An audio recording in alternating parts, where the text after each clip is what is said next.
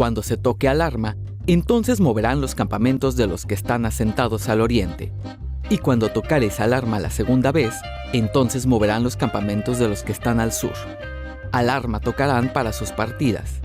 Y los hijos de Aarón, los sacerdotes, tocarán las trompetas, y las tendréis por estatuto perpetuo por vuestras generaciones. Números 10.